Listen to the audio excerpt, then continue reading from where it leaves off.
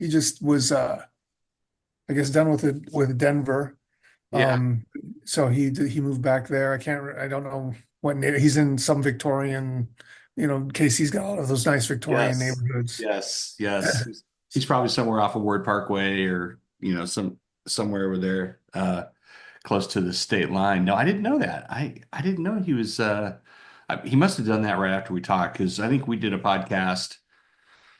Oh, William, it had to have been 2021. So it's been 4 years. So he probably moved back after that. But you're still in Denver, right? Yeah, yeah. I mean, this is where I grew up. Yeah. So Yeah. I've got family here, and my Yeah. father's in long-term care here, and Okay. that kind of thing. So I'm not Yeah. going anywhere. Then the Yeah. kids, the whole Sure. deal. Sure. Yeah. Well, man, it's great to see you and it's great to catch up. And I appreciate you joining. And it's been really interesting as I've kind of reconnected with some people along the way and just kind of, not so much a look back and the, history, but, just so much of the work that was done, early on at Chipotle has really influenced the brands that we see now today that are really huge and big and that are really starting to take off. And, um, it's been nice to go back and revisit some of those ideas and principles and realize how timeless they really are. And Uh, they truly are. And I was just having a conversation.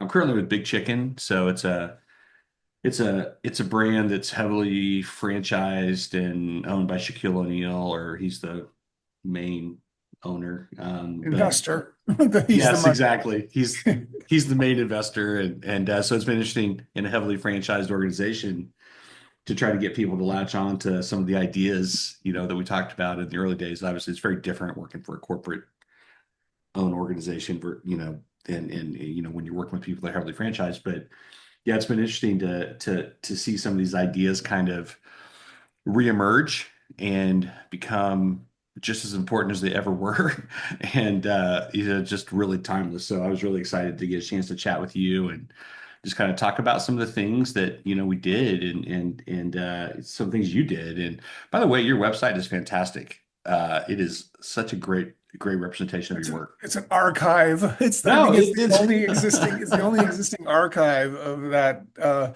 lot of those ads that I had PDFs and yeah. some other images, and I think I did that, I guess, right after the coup. Um and but yeah, I think that's the only place those places exist, because I don't even know if they kept the archives, the new people. Probably Um not. yeah. One of the things I really loved is, as I was kind of over the weekend, I was going through your website, went through everything and looking at your entire portfolio, and I'd forgotten there were some KC like specific Well, things well, that, that's a very big part of, I guess, what I want to talk about yeah, here, in sort of and are we, so yeah, we're we'll edit live. We're live. this. So, William, thanks so much for joining us today on the Cutting Edge podcast. Really appreciate you being here. I really enjoyed our time together, at Chipotle. I mean, we worked together for 10 years I was there and just have always really enjoyed, the time I got to spend with you and just the incredible work you did on the brand as the brand voice, the brand lead, and just really excited to kind of dive in. So yeah. Well, thanks for having me, Bobby. I appreciate it. Going through this stuff, this has all been what I learned there was sort of influenced how I view branding and how I grew professionally and my perception of the world overall. And it was all, to be honest, how I describe it when I've been speaking, professionally, if you will, since 2015. I've been represented, and one of my speech topics has been the genius of naivete, and that is really the the core theme, if you will, of how we did it at Chipotle at the beginning. We had no idea what we were doing, and so we were inventing things as we went along. And that's sort of how all of this stuff sort of developed out of it in terms of the branding and creating a really authentic brand, because we weren't doing it in a formulaic way. We weren't doing it like a consulting firm sitting around a table saying, here's our target audience and this is the persona and all of that, which is valuable in itself for companies to figure that stuff out. Certainly. However, how we were doing it was in a sort of, we just a very authentic, spontaneous way of a bunch of people coming together and playing with this stuff. And so, you mentioned Dan Fogarty, and Dan, I owe him my entire career because he hired me when he was the first hire as the director of marketing, and he had been doing some freelance work in Denver and did some freelancing for this little agency, this little mom and pop agency I was working for. And so I got to know him there. And then he got pulled in full time at Chipotle. And I don't even think I'd eaten there yet, but I called him up. I'm like, dude. And he's like, oh, dude, we got to have lunch. Come have lunch. And I'm like, okay, all right. And so we go down to the California location on California 16th Yep. in Denver. And he says, so here's the job. I got to build a department. We got nothing.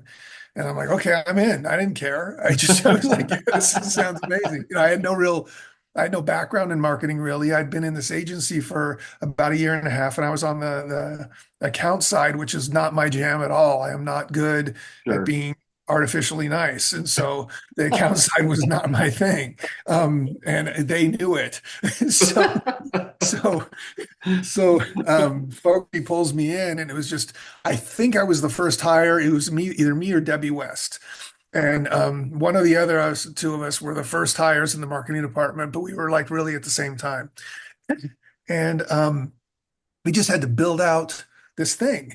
And there was no systems, there was no filing that how do we do the what? And at that point, they had been generating all of the creative through freelancers. And so I made sure I had a Mac, and I remember you and I connected on that because you were a Mac lover, and I had the only 100%. Mac in the corporate office. And so I made sure I had a Mac so I could be able to edit an ad or something because I had learned, basic skills at my last gig. And so I knew that something would come through and we were going to have to change something or a date, and I needed the machine in order to be able to do that. Yeah. And sure enough, that's what happened. We need to change a date on this thing. And I'm like, did cool. But then shortly after that, it's like, oh, we need a brand new thing. Can you write here? So I just opened an existing file in Quark, this is way back. And I wrote a headline. And I'm like, oh, that was easy. I mean, it was because it was so close to how I was already, I've my already communicated your snarky, thinking. Yes, right. yes, and my own character, which is far more profane, but I, rein it in a little bit. And it was like, oh, I'm already in this headspace in terms of making a snarky, funny little referential headline. Now, the the gold standard at that moment was the famous headline, usually when you roll something this good, it's illegal. And that was produced by, I believe, Steve Parker. God rest his soul. He is passed, but he was a freelance copywriter that Fogarty was using, and I think Steve came up with that line. And so it pre-existed my joining the company, but it is what created the guardrail. And it's like, oh, so this is where I can go. And you understood that the guardrails for us were way, way, way out there. So we had a lot of room to play in terms of the clever little things we could say, or the sexual innuendo, or the drug innuendo, and all of that was like, oh, that's fair game. As long as you didn't swear or say something truly offensive, Right. then you could pretty much do anything you wanted. So that really sort of was that seminal moment of my starting as the creative. And then at that moment I became the internal creative at Chipotle. That is like, oh, we need another thing, or we need another little thing, or whatever. Now we have a tendency to look at that early work and just focus on sort of the outdoor advertising, if you will, because we have, you've got billboards that we would Billboards put up, and right. and a lot of transit. That was our big thing, billboards and transit. But we were hamstrung from the very beginning with a very small budget against sales. So typically in like your franchise model now, it's probably about 6% of sales. Right. For us, it was like 2% or 1.6. It was something absurdly small. Really small. Yeah. Yeah. So we had to be very, very, very strategic in where we were buying our media and where we were placing our ads, first of all. And that led to A tradition, you probably did this, driving billboards with Ryan Murren, where he would come to the different markets and he would get in a car. This was, before Google Street. And so Yes. he would have to like drive and say, okay, that's a good billboard because we had to, every dollar we spent had to be really well thought out in terms of where it was being placed and who was going to see it. And did it make sense for us to spend that money? So that was one part of that aspect. And then the volume of outdoor we were doing was actually kind of small. So we had this Bible, if you will. I called it the Tao, and that's where we kept all our ads, and we could pull headlines from there. And this is a lot of stuff that Fogarty had come up with, or the freelancers, or then myself as I was developing stuff, and that would go into this big bucket, and we could pull from that as we needed, and switching out the creative and trying to do that in a way that kept it feeling fresh. So we weren't letting things sit out there very long, and that's a very important aspect of this is the fact that we were able to build in some spontaneity, but using traditional media because social media didn't exist at that point. Right. And so that was a big aspect of what we were doing is just that kind of movement in the traditional media. Then our director of PR, Jim Adams, Yeah. he had this again genius of naivete, this epiphany, if you will, when he took boxes of burritos to go feed all the media people, the reporters who were in Denver for the Timothy McVeigh trial. So he went downtown and he's like, "Oh, these people are there. We'll just give them burritos." And then he sort of saw this moment of, wow, look how people are engaging with our food because we were trying to get people to understand what the food was at that point. I mean, now everyone takes it for granted. Yeah, Chipotle, I know what Chipotle is. But back in the day, I mean, I remember we went into the Minnesota market and knowing what the fuck's a burrito. Oh, pardon my French. You'll have to beat No, that. you're good. You're good. No, no, it's so true. And when I hear you say about, it's almost like we didn't know what we didn't know, so we just did what we thought was right. Exactly. And when I hear you talk about Jim and doing that, like I remember, and you remember this. I mean, in Kansas City, I tell people all the time, like I've had a chance to speak to some schools and to some groups, and I show stuff. I'm like, there was a time, kids, when Chipotle did not have a budget for this. Like there was a time where, like, I remember in Kansas City walking down the street with boxes of burritos. Like we were trying to get into radio stations. We were trying to get to feed the DJ. Like we're trying to do whatever we could to like hustle to get the food out there. I remember being with Easley, with Matt Easley down at St. Patrick's Day Parade in Kansas City, handing out burritos. Like I don't know who wants a burrito on St. Patrick's Day, but we thought everyone wanted one, right? But it was that sort of thing to try to like connect with people and get the food into as many hands as we possibly could with no budget. Like with no Exactly. budget. I mean, I remember Simon saying, like, look, there's not a lot of money here, right? So we can do this, we can do that, but I mean, there's just no money to do it. And that's the beauty. The beauty of that then is that it forces you to be creative, Yes. to come up with these ideas. You're in a situation where you got to figure something else out, and that's when the real creativity in terms of operations and marketing comes out because it's like, okay, you got no money, how are you going to make this happen? And so we realized, getting the burritos into people's hands was the best thing we could possibly do. It was the best possible marketing we could have. And so that moment with Jim at the Timothy McVeigh thing it spawned the LSM program kind of thing. It was like, oh, we need people doing this all the time, Right. everywhere. And Absolutely. so as we expanded the LSM being the local store marketing program for those who are listening. Right. So we would hire people. The first one that I know of, I think it was Stephanie Jacobs in Hmm. Denver.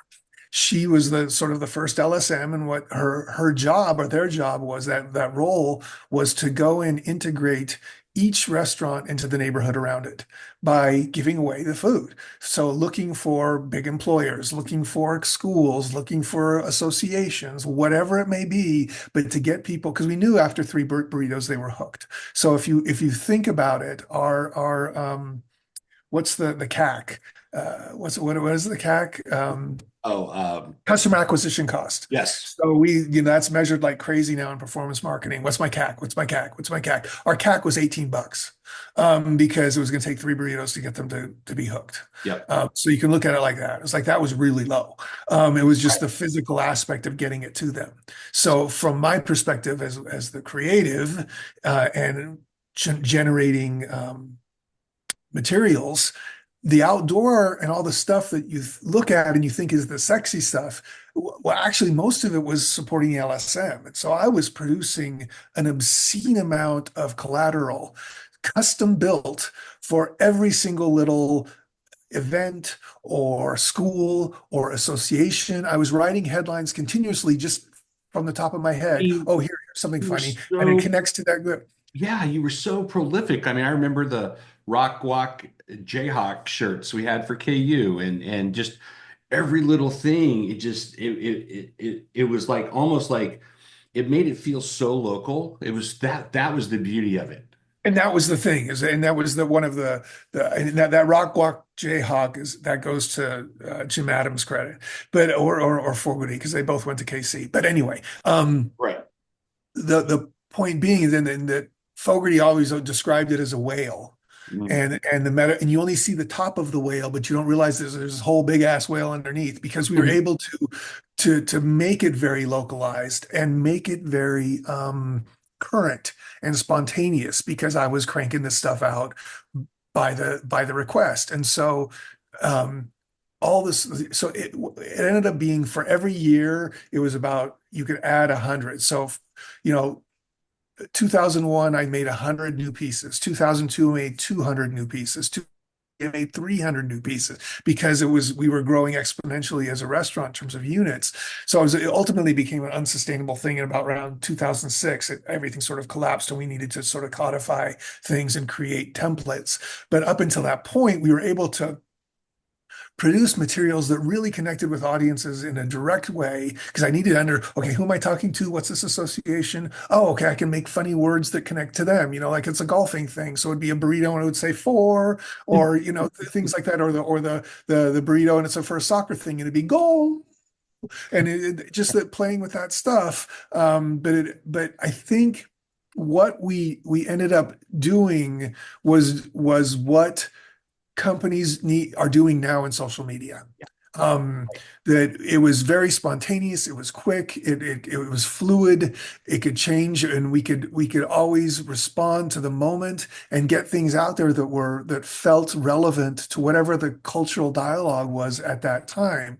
And this is pre-social media, so there was no other way to do it. But I think that's what really created a connection with our audiences, and they made it feel personal because we were speaking their language. We were saying something that they understood, and I was taking their language and reflecting it back to them in a headline in hopefully a clever way that somehow connected to a burrito or whatever, and they felt that connected with them in an emotional way. And so, and all again, this is not by science. We were just like, oh, that's cool, that's funny, this is cool. And so we weren't thinking about it. We were just banging this stuff out. But that really, I think, is the crux of this is we kind of broke the code on that kind of communication, that spontaneous personal communication that now has been taken over by social media. The social media that when companies do it really right, they can be on top of it and be current and be smart about it and pick the right conversations and the right audiences and be able to do that. But we did that by accident, if you will, pre-social media on printed material. So that was, I think, the big sort of aha genius thing that happened, the genius moment, the genius of naivete, of figuring that out kind of by accident. Yeah. Uh, then ultimately, Yeah. the after the coup, as I call it, when there was the leadership change because Wall Street wasn't happy. Um, if you look at the advertising post coup after I was shown the door in 2018, the marketing, the out of home marketing is just super flat at Chipotle now. It's just boring as hell. but the social was great and it was award winning, and that was Candace Beck. Candace, she and then Tressie Lieberman came in and sort of shepherded Candace, and Candace won awards and is 30 under 30, and she really dialed in the Chipotle social and but kept that through line to how we used to do it. We used to share a desk, and she told me she used to. I met with her about a year or so ago, and we were talking about brand. She's now at Yahoo, and I'm currently at Yahoo as well as a consultant. But she's doing social there. She's running their social, but she was doing the social at Chipotle, and she kept saying, "Now, what would William do? And how would William do that?" And so that was where the through line. But that clearly you can see the media or the medium of social is sort of an extension of how we were doing it before, that spontaneity and that relevance that you just, it's so hard to create in those mediums anymore. So anyway, that sort of gives you that I guess arc, if you will, of how it sort of started and why we ended up doing what we're doing. But then that rolled into the whole food with integrity thing. So the Steve, um, he's given a lot of credit for coming up with Chipotle, but by his own admission and Chipotle lore, he had no idea what he was doing. Nope, that's He true. didn't, he did not intend to create a chain. He didn't. His intention was to create one restaurant that would be self-sufficient, that he could walk away from and go make a real restaurant There you with the go. white Yeah, tablecloths. that's And so exactly all the systems he built into this thing were wholly made for his autonomy. That's it. And then, oh, well, wait, this system that I create could actually be duplicated, but there was never that intention.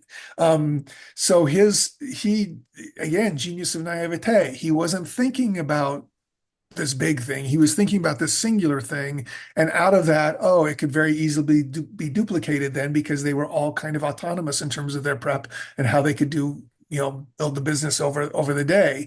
And so it was like, oh, it was this perfect thing that could be uh, turn into a chain, if you will. But his epiphany on food with integrity is the same kind of thing. It wasn't like he was setting out on a mission from the beginning to do this. He was looking at this as like, oh, great ingredients, and I mean just good natural quote unquote ingredients, which we know means nothing, but at least not processed, and putting those together and make these delicious burritos. And then he kind of accidentally stumbled across Nyman Ranch while reading a magazine in an airplane on, it was The Art of Eating, I think it was a magazine. Yeah, And, that's right. and he learned about Nyman Ranch pork, and he goes, I should go check that out. And I should go so, talk to Paul Willis. Yeah, I should go figure oh, this out. Yeah. yeah, yeah. And so he goes, yeah, just let me go see what they're doing. And he's like, this is amazing. And, the Willises, and they had a problem with carcass utilization, that they were raising this really expensive pork and they could only sell like the choice cuts to the fancy restaurants to get, Right. the premium meat out. But otherwise they had the rest of this carcass that, what are we going to do with the shoulder? What are we going to do with the rest of this? And Steve's like, oh, this is great. I'll actually buy those shoulders, because you're not selling those shoulders at a premium there, but I'll buy them, and created the new carnitas. And that was transformational moment, because it just was like the carnitas went from being cubed, which at that point, if you remember, if they stand on the line for more than 3 minutes, they turn into eraser heads. They literally did. Into the shredded carnitas, which were just miraculous. Right. I mean, it was, and we bumped the price of that burrito up by $1, and we were like, okay, we'll never sell another one again. But as soon as people had them, like, oh no, these were flying, because it was such a delicious meat. But that moment was sort of the epiphany for him of like, okay, well, what other ingredients can we start fixing? But again, this wasn't like his mission from the start. It was like, oh, it was this sort of accidental thing that happened. It's like, oh, this is smart.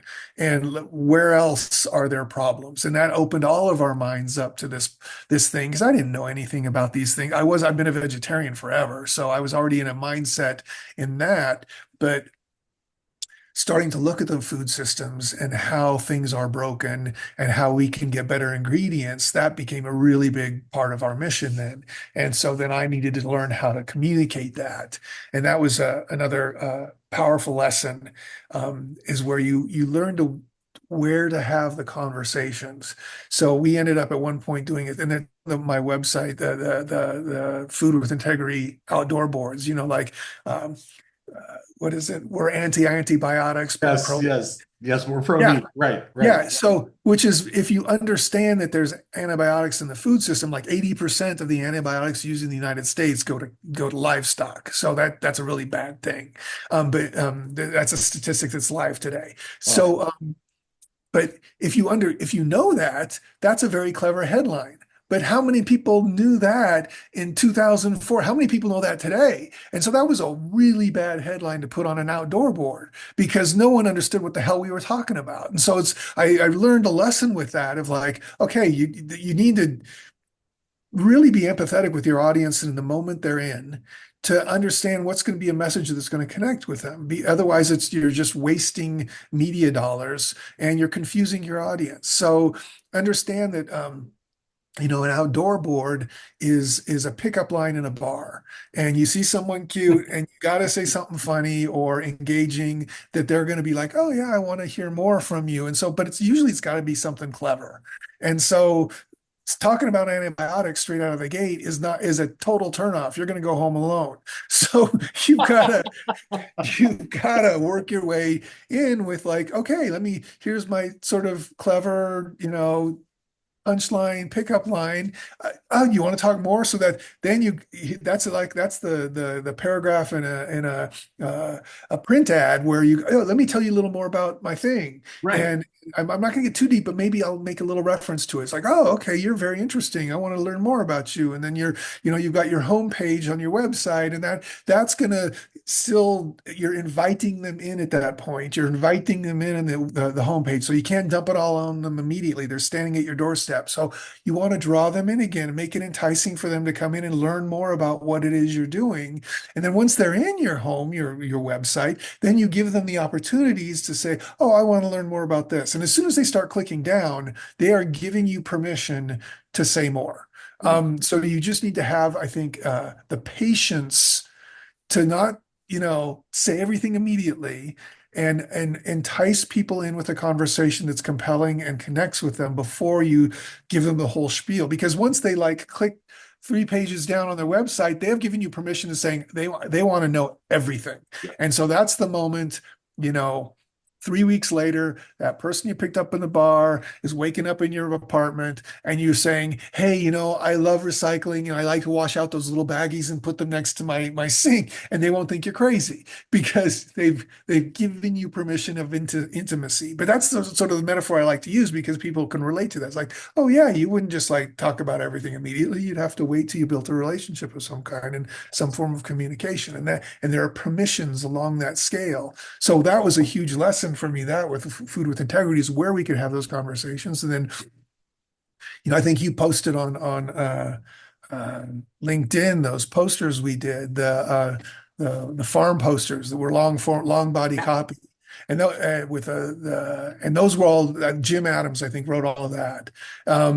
But that was a brilliant idea from them because we had people in the restaurants trapped, if you will, in the line. That's right. And so if they're standing there, wow, it wouldn't be great if they could read. That's great because they're in the context now. They've sort of given us permission. Here's a little more intimate look into what we're doing and why we're doing it. While you're standing in line, read this poster. Right. And so those posters became a really powerful means of connecting with our customers because they're already in context. And so there is a moment where the dialogue can be amped up and we can talk about the ingredients, or we would do it on the menu boards. We always had one menu board up above and that was, boy, those things drove me nuts because we were figuring out the physicality and how they worked and different installation systems and how we could switch them out and all this crap. But there was one board up there that was left for marketing messaging, and that's the place to do it because now you're there, you're ordering the food. Let me tell you about like our suppliers, or make a joke about antibiotics, or make a joke about the lack of antibiotics, or Right. the good ingredients. So that was really, it's understanding that then the focusing on where you're having your conversations and the permissions you have in order to have those conversations, because that's what again creates a very authentic connection with the audience. So before it was, this spontaneous thing we were able to do to be relevant. So that created a connection. But then it's like, oh, okay, so where are they in that moment? And how can we effectively connect with them in a way that feels authentic and that they emotionally resonate with? And so that's in respecting your audience as well as a big part of that. I think when I think about the different mediums that we used at Chipotle, you mentioned the long form poster, and one of my favorite is the Dwayne poster, right? We know exactly Yeah, where our pork comes from. Dwayne, yeah, right? yeah. It was such a unique way to tell that story. And you're right, it was a longer form. You had time to read it in line. But then there was also like, I think about Seth Godin, who's just a great marketing genius. And I call him the king of the 200 blog or 200 word blog post, right? It's very short, but very impactful and meaningful. And I think about a lot of the work you did, William, over the years, and sometimes it was one or two words, 3 words, 4 words, 5 words, right? But the words had such impact, and I remember like being in restaurant. I remember being in corporate. Look, I remember being in corporate woods. And I know I've told you the story before. It's meant a lot to me. When you did that "Know Thy Lunch" poster, I'm like, I want that. And I remember getting it from Corporate Woods when we were done with it. But it was such a powerful thing. And again, you're not talking down to people, you're just communicating. And by that time, I can't remember when that was, maybe 2008, 9, 10, I can't remember, but you had earned the right to communicate in a way where we could talk about that. And so I love how over the years that storytelling just progressed and went forward, and we got more confident. And I guess that's my question. One of my questions for you is like, when did you connect with, okay, this is going to be bigger than I thought it was going to be, right? And so as you scaled your communication and scaled the creative, like, when did you realize that you were onto something really huge? Yeah, so so much of what we produced, or I produced, that I was in my own little bubble, and because I didn't know better, I didn't have a background in creative, I didn't have a background Right. even in working. So, this was in essence my first job, so I didn't understand what the real world was like, and I got to live in this bubble of just making up headlines continuously throughout the day. And I always tell creatives I work with now, could you imagine being the creative and the client at the same time? It was nirvanic. There was no filters. I would get a request and I would like, this is it. And I would send it out for production. And there were no one was looking at my work saying, I don't know if we should say that. No, I was just like banging the stuff out. And so I occasionally I made mistakes and I crossed the line. And I always tell people, if you don't understand your relevance until you cross the line. And so you want to be as relevant as possible, especially with something like Chipotle that was being very snarky and clever. You needed to sometimes go too far to understand, oh, okay, that's where we won't go over there. We're Right. right, we're right next to it. But so I was living in this bubble of just stuff that I was creating, and it would come in, I would create a card or a small space ad or whatever that may be, and then it would go out, and I would never think of it again. And then I get a new request, and so there was a spontaneity to that process, and I wasn't thinking about the level of impact we were having until I think it was 2002 or 2003. We did the tax day promotion, where we took the 1040 form, and I Yep. had Mark Terry was a graphic designer out of KC who did all our work early on then, and I asked him to strip everything out of the 1040 to in effect make a fake 1040 template that I could then go in and write copy into.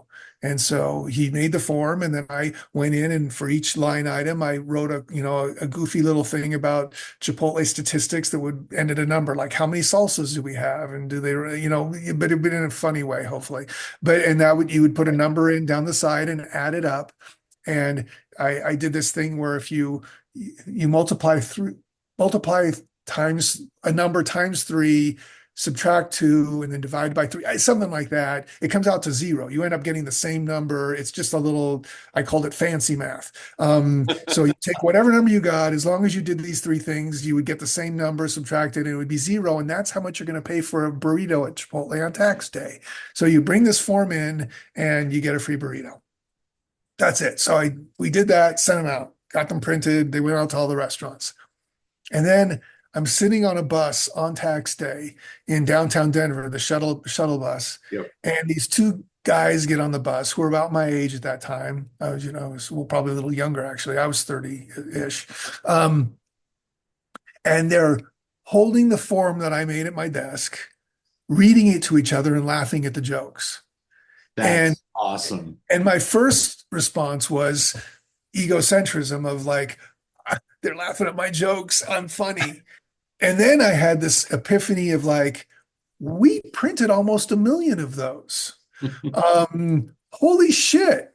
This is big. This isn't just me sitting in my computer, being funny and in my own little world. There's a massive impact happening here. And it wasn't necessarily me feeling like, oh, aren't I amazing? It was like, oh my God, I have a lot of responsibility. Because there are so many people seeing this. And we got to, those posters in the restaurant, there's like hundreds and thousands of people passing through those things. Like I really started thinking, okay, the impact is really big, and I have a responsibility to really make it good. Yeah. And really make it thoughtful. And that was sort of the moment for me when I was just like, this is so much bigger than just me at my computer being funny and laughing at my own jokes. And so that was sort of that was like 2002, I think, where really that light went on for me because we were growing just so quickly Right. as a company. But that was a powerful thing that you could really see the momentum, and it wasn't slowing down. Right. I remember talking to Monty in 2009, I guess. So it was after the recession. Mhm. Um, and I told him, look, man, we still had positive growth throughout the recession. Everyone else went negative. Right. We were still in positive comps. We weren't in the double-digit comps, but we were still positive. And Yep. that I told him that shows you the only way that this can get fucked up is if we fuck it up. Right. And we ended up fucking it up. Right. Right. Right. I might have to beep that, but no, we then 2015 in the E. coli thing, but which was wholly, I put all of that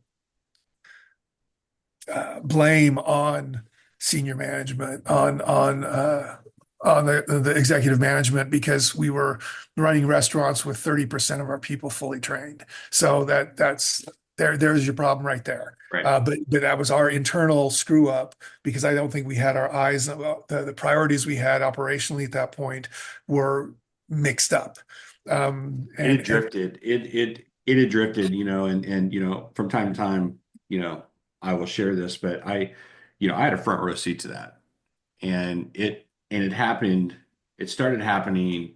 Well, I left in 2012. So okay. it started happening then, right? We started making decisions that we wouldn't normally make. We started promoting people that we wouldn't normally promote. We were diluting the restaurateur program. I don't think it was anything nefarious. I don't think it was anything anyone. No, it was just misguided. Sometimes you're a victim of your own success. And I think that certainly was what was happening. Exactly. You're a victim of your own success, and there's a amount of hubris that comes with that. And you start thinking that success makes people think that they're always right. And so they can't make a wrong decision. And I'm rich, therefore I'm right. And I think there was that kind of attitude in the executive suite of like, we can't do anything wrong. And so while the restaurateur program and a lot of the idea of creating this feeling in the restaurants is very noble and I think good. Yep. It should not be the foundational aspect of running a restaurant. Foundational aspect of running a restaurant is good operations. And your people are trained, they know what they're doing. You're not cross-contaminating stuff. I mean, you understand how to run a restaurant. You get an A on that. And then it's like, okay, now let's really focus in on the vibe. But the foundational aspect of running that restaurant needs to be solid operations. Absolutely. And I think we drifted away from that and got more into the emotional aspects, which are good, but they are not foundational. They need to be built on something that is absolutely rock solid, and that's good ops. And that's what screwed everything up because we had clearly had bad operations when multiple restaurants were creating this event through cross-contamination, which means they were just poorly trained. End of story. So I put all the blame on the executive suite for taking their eye off the ball and getting distracted by their own hubris and their own arrogance and thinking that they're right, not just focusing in on the fundamentals to make sure the thing is running in the first place. But that's out of my way. I mean, I'm in marketing, so I won't. I wasn't in the restaurants, but this is, as an observer who went through, is like, yeah, this is clearly what the issue is, what the math was to make that happen. And that was an interesting experience for us then from a marketing perspective, because we had created such a powerful emotional bond with our customers because of the marketing we had done up until then. We had, doing all this stuff that was so handmade. Literally, I was hand making ads for 10 years. And then Crumb Packer came in 2008, and he was trying to articulate food with integrity, but into this like really big audience stuff. And so we created, the pig video, the back to the start, and did these other stuff that were really charged emotionally and connected with the audiences. So they felt a relationship with us in a different way than they did other companies because we had built this intimacy over the years and this sort of curated connection. So when the E. coli event happened, they felt betrayed. It was more than just like, oh, I'm concerned about eating there because of food. It was like, you fucking betrayed me. You betrayed my trust. You betrayed my love. And we felt that viscerally coming from our audiences. We felt that coming through comments in the website. We felt that these people felt like we screwed up in a relationship. And so there was a very dramatic downturn when that happened. So far more than like when you look back at like Jack in the Box, who actually killed people, 10 years before then. Sorry, that was Italian. 10 years before then, they didn't get punished like Chipotle did. But because I think it was due to the fact that we had built such a powerful emotional bond with our audiences and our customers that they felt betrayed. You know, And so I getting never, out. I never really thought about that, William, until you just said it. You're absolutely right. And, you mentioned back to the start, and I watched it this weekend, and on your website, and I would encourage everyone to go to williamespey.com because it's a great site. It's a great archival site. There's some broken links there, but William did. I'm not really. But I watched the video. It's like 2 minutes, 13 seconds or something like that. There was I got a little emotional, right, when I watched it. And, connecting back to, I remember when that was all done. I mean, I wasn't a part of that, obviously. It wasn't my realm, but I mean, I remember when it was done and, just hearing Willie sing it, Willie Nelson's vocals and all of that. And then the story and, this whole idea of kind of tearing everything down and restarting. And then but I never made the connection between that and then what happened after the E. coli incident. And you're absolutely right. I mean, people who had believed everything that we had told them and that had grown up with a lot of these people. And then this happened. And not only did it happen, and I had Chris Arnold on about a year and a half ago, and he and I were talking about that, and he describes it as a shit show of epic proportions. And we were totally unprepared. And the thing about it is that, in my opinion, it's just my opinion, but not only was that a terrible situation that happened, but then the way that it was handled, Yes.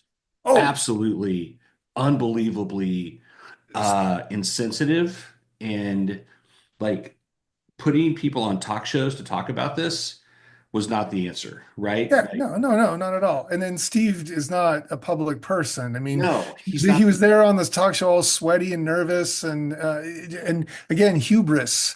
Right. And I think that's part of the problem is people get so detached from when they get into that level economically and Financially and just yeah, all. financially, they Yeah. don't.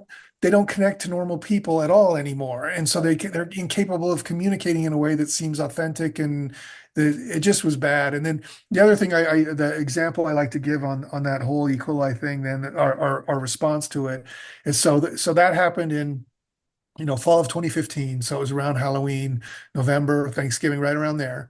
And then we had this big all hands meeting where Monty and Steve, we were speaking to the entire company via satellite to theaters around the company, around the country. And so we rented out movie theaters, and they would do this live feed where they were going to do this Q&A about talking about how we're making things better and what we're going to do different. And what we did is we put posters up on the windows of every restaurant in the country saying, "Oh, sorry, we're closed. We're having this all hands meeting. Text this number to this, and you'll get a free burrito." Well, so we're driving people. We ended up giving away, I don't know, 3 million burritos, something crazy. And first of all, we're driving people to a bad experience because we hadn't got the menu figured out. So there were some ingredients that just didn't taste right because of the new procedures. So that was a Right. bad thing. So they're going in and like, this doesn't taste like my old burrito. Why doesn't this taste like my old burrito? So bad experience. So that's not good. And people weren't ready to come back yet. This was just only like 5 months after the incident, and we hadn't made up. And so the analogy again, based on relationships, the analogy I like to give on this one is imagine you're in your romantic relationship, your wife, your partner, whatever, and you fuck up really bad. I mean, like existentially bad. Right. And you buy flowers too. So you come home with flowers. Hi, honey, I got you flowers. Well, she's going to just throw those fucking flowers away because you haven't made up yet. You haven't done the work to build trust again. And if you, Thousand those percent. 3 million burritos were a giant bouquet of flowers, and it was an absolute waste because we had not built the trust. We had not rebuilt the relationship and apologized in a way that was authentic and tangible, that people were willing to take those flowers and appreciate them. So that was the lesson on that. Right. It was just way too soon, man. You don't show up with those flowers and expect a kiss. It's like Right. It's not she's gonna happening. It's she's gonna not throw them happening. away and punch you in the face. Absolutely. Absolutely. So you've been doing this great work. You left in 2018. You're now speaking. So kind Yeah, of bring us up I to was speed on what you've been up to. yeah, so I've been speaking since 2015, and I love that. That's my jam, if you will. That Yeah. there's and I really like talking to organizations about how they're building out, how to build an authentic brand based on all this stuff that I learned at Chipotle in terms of how to connect with audiences, having the right conversations at the right time, understand who you are as an organization and understand who your audience is so you can have a relevant conversation. And then also realize that you can't, especially in our current climate, you can't be everything to everyone. So you really need to decide who you are and based on your values as an organization, because I always talk about values beget culture, culture begets brand. So you have a certain set of values. All organizations have values based on what they actually do.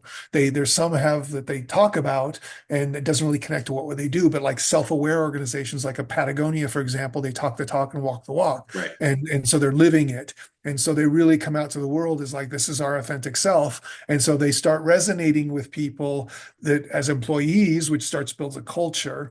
And as people interact with each other in that context of that culture, what manifests out of that for an authentic brand is that culture's expression. So values beget culture, culture begets brand. And that's kind of what we did at Chipotle, because we were all there because we were part of this thing. We weren't, again, it wasn't a construct by a consulting firm. It was just us doing our thing. And that's really, I think, what made it feel authentic and made people connect with it authentically, because it was this based on this culture we were building internally. We had our own, dialogue and jokes and stuff, and that would bleed out to all these pieces. So that I talk about that. And Well, and I then wanted to mention on that note, like one of the things I really appreciate about you, William, is that as much as we talked about outdoor and billboards and all the things and all the creative pieces that went out to the world, to the marketplace, the way you connected with the team, like I know for me, like I really appreciate it. There were several times you came, you flew on a plane and came out to a market meeting and spoke. I remember one time in San Antonio, you came and I had all my team there and you spoke. Like, you had this unique ability to not only connect with our audience and our guests and our customers, but you connected internally, that internal brand voice, which I think is just as important as the external. Exactly. Well, that's what the culture was, and that's where Yes. it was really, the light came on for me as I understood. So here, the realization that came to me is that I was looking at the customer experience, and I was looking at, okay, well, trying to really empathetically put myself in the customer's position. And you're looking at, okay, so you see an ad or you walk into the restaurant and you see something, but 95% of the customer's experience was with our crew. Hmm. And they're looking over the line and they're interacting with this human being. And how that human being handles this interaction is going to give 95% of that customer's brand awareness or brand experience. All the advertising in the world, Yep. all the most brilliant headline in the world will never make up for a crappy in-store restaurant experience. And that so I realized, well, that's when I realized this is a cultural thing. It's internal corporate cultural thing. My advertising was just a veneer. And I realized I really don't matter. But what really matters is that moment with our crew. So how do we enculturate our people? How do we get them to be on board with these things and make it important to them? And so that's what I was doing on those tours throughout the company and talking. When I learned all of this stuff came to me about values, culture, and brand was that. And Yes. that's when I learned that I could speak in front of people and be comfortable. And it's like, and let me tell you why this is important to you as an employee, Right. because then and they would walk away feel. I got anecdotal stuff of people coming up with me afterwards saying this really dialed it in for them. One woman went home and threw away all her meat because I was talking about being a vegetarian and the importance of like animal husbandry and why we're doing it, because um, food with integrity was so complex that we needed our people to be able to articulate something about it. So we needed to educate them on it. So it all started about that, about why are we doing what we're doing with the food? Why should it matter that the chickens aren't raised with antibiotics? Why should it matter that? So when a customer is talking to them, interacting, they can say something intelligent, they can say something smart, and say it in the quote unquote right way without it being scripted. Because the only way you can do that is by building a culture where people feel comfortable and confident in what they're doing in order to be able to express it in a way that is quote unquote on brand. But it's a very ambiguous space because you're building a culture is difficult as opposed to giving everyone a script to say when the customer says, "Tell me about your chicken." Our chicken is raised on that. No, Right. no. Right. Right. Right. But it was enculturating people, and that's where the whole speaking thing came from, and this idea of values, culture, brand, and that's when you truly create an authentic brand is when it's dialed in down into the roots of the culture itself of the people you have on your teams. And so, in your situation right now, in a franchise situation, that's exceedingly difficult, I think, It is. because each unit is sort of a fiefdom, and you've got this guy. I'm a business owner. I threw down 300 grand, and all I'm worried about is my bottom line. And it's helping them understand the value of creating a continuous culture. So no matter what unit a customer goes to, they end up having the same experience. So it feels like a cohesive whole, and ultimately, it's valuable for all of them to be on that same page, and they will get better returns if they work as a unit as opposed to as an individual. That's what I think in terms of the franchise equation. Well said. And on the point of connecting with people internally, that happened to me. I changed the type of milk I bought Oh, because of a talk that you gave to my team, and I'm like, that's it. I'm changing the type of milk I'm buying, right? And I did. My kids were young at the time. This was 19 years ago or whatever, and was 2006 or seven. We were in Texas, and we were talking, you were up and you were doing your presentation. I literally changed the type of milk I bought as a result of that because it connected with me too, right. So, and I think that's where you're right. Like when you give the team, the internal team, when you give them a voice and you give them information and a way to connect with that guest that comes in, right? And that when you think about hospitality, you think about the experience, having that type of connection is solid gold. I mean, it Yeah. truly is. And that was the thing too that I was while I was doing that, occasionally I said this when I'm in front of that audience of our internal people in Right. whatever market it may Sure. be, is like, look, I came here. I didn't just send you a PDF. I didn't send you an email to your restaurant. I physically came here to tell you about this because it's that important. And so people walk away when it, again, where the medium of the message makes a difference to the audience. And so there's a certain messages that are fine to send out to your teams in a PDF, a procedural thing, or we want to do this now, or now we're using this spoon instead of that spoon, and this is how you need to clean it. Yeah. Great. But Sure. when you start talking about this stuff, it's important that you just don't gloss over it and say, yeah, just send it out as an email. No, the leadership needs to come in. They need to connect with the people in a way that they understand, oh, this is really important and this is exciting and it's good and that's the only way I think you can get it across is in ideally in a live situation. Now we live in this virtual world where we're all on these Zoom calls Yep. like we're doing now, and Right. I work remotely now as well, and it doesn't have the same impact. And during the E. coli, not E. coli, excuse me, the other pandemic, that pandemic Right, in exactly. 2020, I remember I did a few speaking gigs virtually, and it's just not the same. The Yeah. energy, you don't get the energy off the audience. You just there's the dynamic is completely different. But when you're live in a room with people, there is an energy that transforms the way that information connects with people, and they walk away getting excited. And plus, I've got a very I can get very energetic when I'm talking.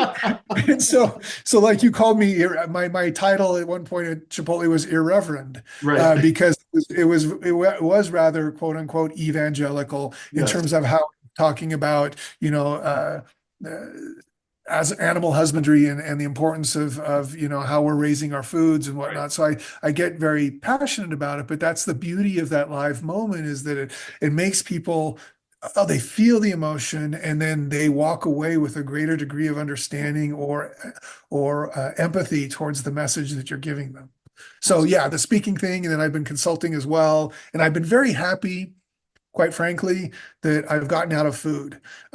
So I've done work for high-end audio, and I have been in like the food space, the virtual food space. I was as an employee, as the senior director of creative services for Next Bite, which was in the virtual food space that did great during the pandemic, but as soon as that petered out, their business model collapsed. But at one point they had like 125 million from SoftBank when I joined them. So I'm like, oh, this is going to go someplace, and made sense in the context of COVID. But as soon as Right. COVID went away, the virtual restaurant thing just sort of, ooh, that was gone.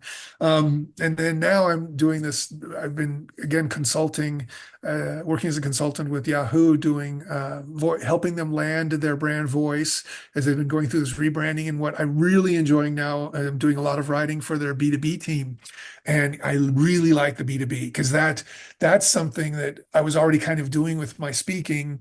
Because I'm talking to business audiences, Right. but with B2B, it's I think as I get older as well, in consumer marketing, it's really you need to create emotional argument. You're convincing people to make an irrational decision. Yeah. You don't cook at home, come buy a burrito or whatever it Right. is, and that Right. requires emotion.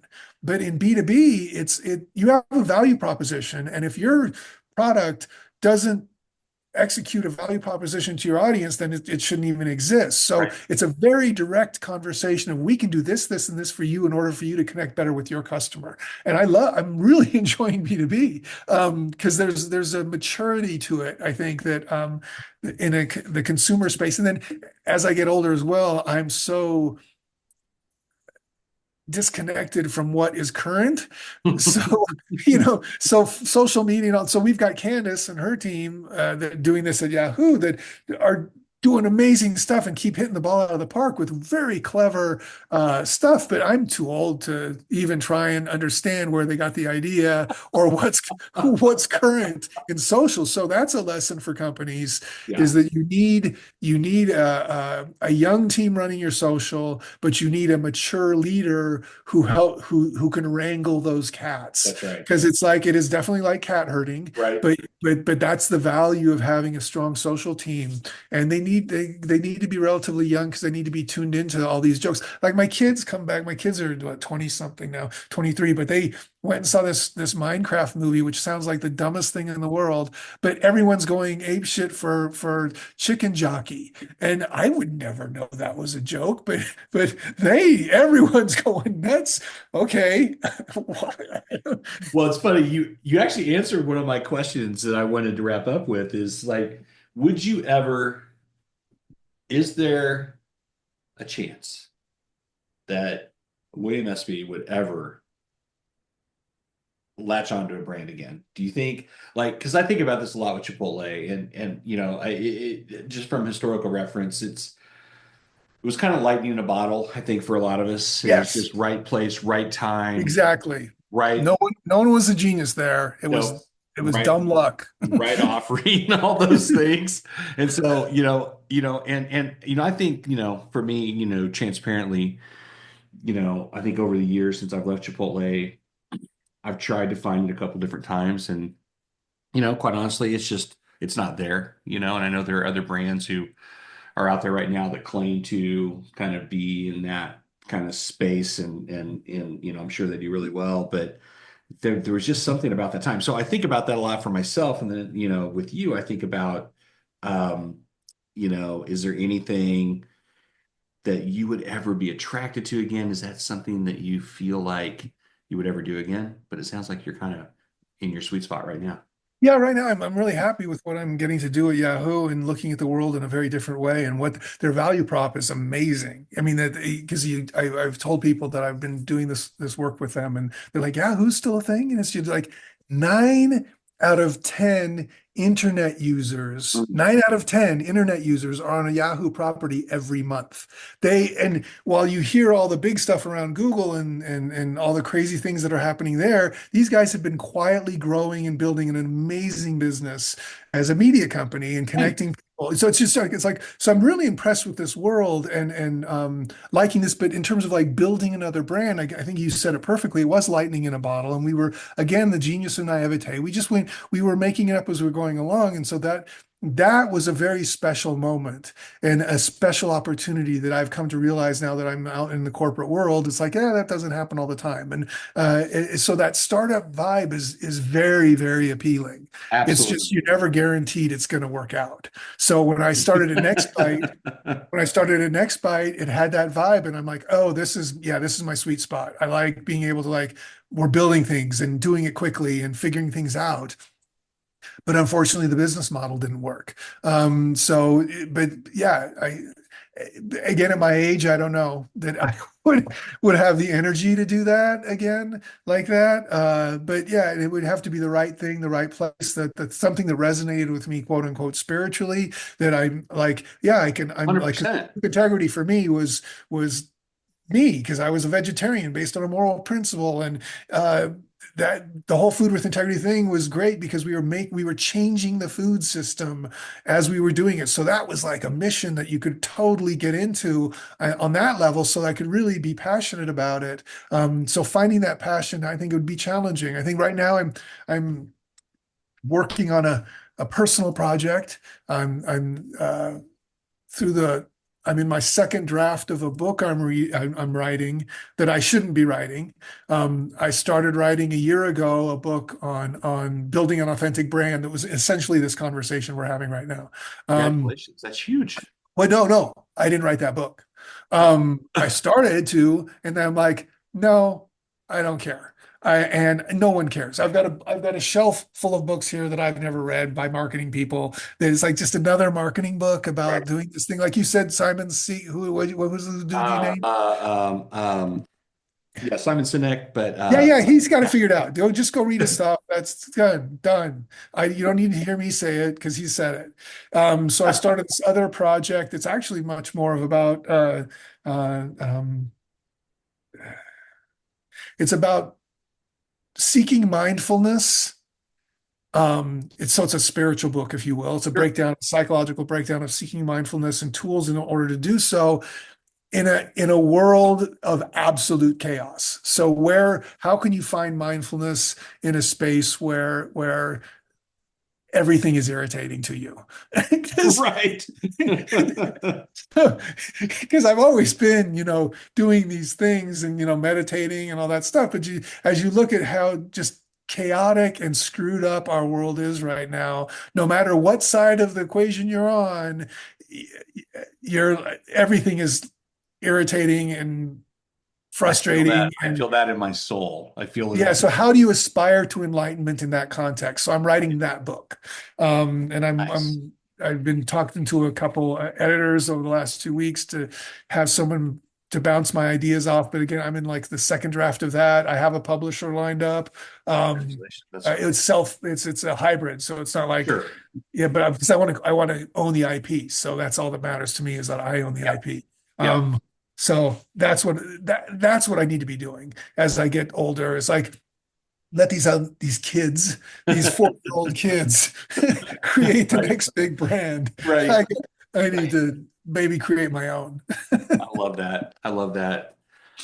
William, this has been so good. I really appreciate you saying yes to this and, coming on and, taking some time to kind of revisit the past and kind of talk about the journey that the Chipotle experience was. And it was so great to get your early context of and how things grew from, Fogarty calling you to, Yeah, you know, dude. 19 years later, Uh, there, uh, but it was such a great conversation. And I just want you to know, and I think I can speak for every person that worked with you or was experienced to your creativity was an experience that it really resonated. It really meant a lot to us, and I know it meant a lot to the guest, but it meant a lot to us internally. And I really appreciate you and all the work that you did. well, I appreciate that. Thank you for reaching out, Bobby. This was great to reconnect with you. It was good to have this conversation. Um, I'd like to apologize to everyone as well, because my ego was very tied to what I was creating. It's creatives can be like that because so much of your self-value is connected to getting that affirmation and creating it. And so I'm sure at sometimes I was rather intolerable. So would like to make a universal apology as well for my behavior if it had been annoying at some point. But hopefully the end result was okay. 100%. Yeah, I think that when you think about a brand like Chipotle and you think about and again we kind of said this, it's like it was really lightning in a bottle. It was this moment in time where right place, right time, right offering, but also right messaging. And I think that's what really connected with everyone because it was so quirky, so unique, so different from anything that was out there. And I think pre-social, it was like, when I talked to Fogarty, this is what he and I talked about. Like there was no Facebook, there was no Instagram, Yeah, yeah. there was no other way to do it other And than this. and Fogarty really, I mean, he's a magician and his ability to resonate with what is cool. If you like follow him on Yeah, I Instagram on do. I do. And yeah, and it's just like I he get his really just newsletter, like where I should travel and where I should go yeah, yeah, to. he just is just the king of cool, but in like just finding cool stuff. And so he was really impressive what he could sort of resonate with that zeitgeist at that moment to understand what was cool. And I just sort of followed his wake, if you will, and then was able to start riffing off of that. But really, man, I think he really dialed into the moment of what was happening in terms of humor, in terms of these ads with nothing in them. Nothing, and it was like 90% white space. Who does that? I Yes. mean, I really think his shepherding at the very beginning really is what made this special, and really set that ship sailing in the right place. I wish he had been better appreciated by the executive team at one point that things ended poorly. But man, it was all praise and thanks to him. The reason I connected with him for the podcast is in 2021, this entrepreneur article came out, and there was this line that, think he gave a talk. It was somewhere in Denver. Anyway, the guy who spoke before him knew him. But anyway, he gave up and he gave this talk. And the line he said was, "We didn't have a lot of money, but we had things to say." Yeah. And that line just really leapt out of that article. And I remember telling him about it on the podcast. He goes, I don't even remember saying that. He said, but I'm glad it resonated with everybody. But I thought, what a powerful statement to say that. Like, we didn't have a lot of money, but we had a lot of things to say. And then, of course, that led into everything that, we spent the last hour talking about. So, which is incredible. So, yeah, really great. Well, Bobby, stay in touch. Yes, I will. Thank you, William. I I want appreciate to you hear so how it's much. going with you. What's the chicken place called? Big chicken, Big Chicken. big chicken, Big big Chicken. chicken. So, yeah, about 25 traditional units, and then we have like 24 non-traditional. They're like arenas and sports. Oh, okay. You good. That's good. Those are numbers. Yeah, Great. yeah, Yeah. yeah. Absolutely, been around since 2018, and yeah, now should be going to Honduras, which odd That's choice, I know, interesting. but yeah, so going to Honduras in July. Okay. So looking at doing some international development as well. But yeah, so it's a good brand, great food, really great food, and we're kind of straddling that line between kind of QSR and fast casual. So like every young emerging brand, you're trying to figure out who you want to be when you grow up, and that's kind of where we are. So, Yeah. but yeah, awesome. Well, my friend, this has been awesome. Thank you so much. Appreciate you. And we'll definitely stay in touch. Yeah, definitely. Take care. Thank you. I Bye. appreciate you. Bye. Bye.